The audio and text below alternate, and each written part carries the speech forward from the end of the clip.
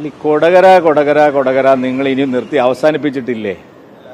കൊടകര കേസിൽ സംസ്ഥാന പോലീസ്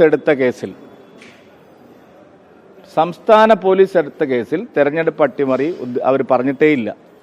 പിന്നെ എന്തിനാണ് നിങ്ങൾ ഇ ഡിയെ പറ്റി പറയുന്നത്? എനിക്കെതിരെ ബത്തേരിയിലും അതുപോലെ മഞ്ചേശ്വരത്തും ബത്തേരിയിലെ ആരോപണം ഞാൻ 2.5 ലക്ഷം രൂപയും ഒരു മൊബൈൽ ഫോണും കൊടുത്ത് തെരഞ്ഞെടുപ്പ് അട്ടിമറിക്കാൻ ശ്രമിച്ചു എന്നുള്ളതാണ്. അല്ല, മഞ്ചേശ്വരത്തെ ആരോപണം. ബത്തേരിയിലെ ആരോപണം ഞാൻ 10 ലക്ഷം രൂപ കൊടുത്ത് തെരഞ്ഞെടുപ്പ് അട്ടിമറിക്കാൻ ശ്രമിച്ചു എന്നാണ്.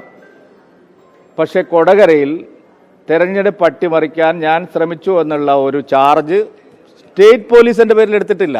പിന്നെ ഇ ഡി എടുക്കണം നിങ്ങൾ പറഞ്ഞാൽ എങ്ങനെയാണ് ശരിയാവുക?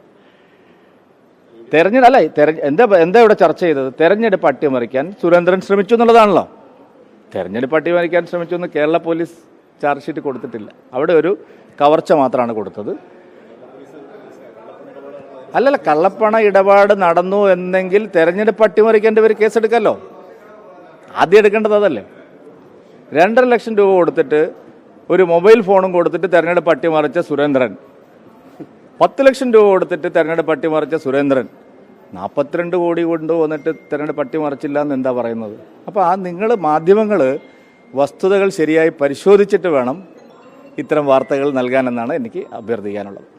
മറ്റൊരു വിഷയം, ഈ പൂരത്തിൽ വെടിക്കെട്ടുമായി ബന്ധപ്പെട്ടാണ്. ഇപ്പം പൂരത്തിന് ഇനി അധികം നാളില്ല, ഏകദേശം 1 മാസം മാത്രമേ കഷ്ടിച്ചു.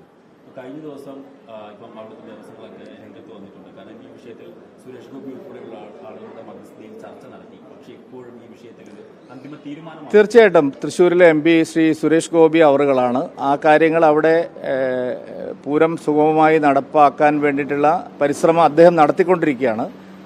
ദേവസ്വങ്ങളുമായിട്ടും ഭക്തജന സമൂഹവുമായിട്ടും വിശ്വാസികളുമായിട്ടൊക്കെ നേരിട്ട് ബന്ധമുള്ള MP ആണ് ഇത്തവണ അവിടെ കിട്ടിയിരിക്കുന്നത്. അതുകൊണ്ട് അദ്ദേഹമാണ് അതിൻ്റെ കാര്യങ്ങളെല്ലാം നോക്കുന്നത്. തീർച്ചയായിട്ടും അത് നല്ല നിലയിൽ അത് അവസാനിപ്പിക്കാൻ കഴിയും എന്നുള്ളതാണ് ഞങ്ങൾ പാർട്ടിയിലെ വിശ്വാസം.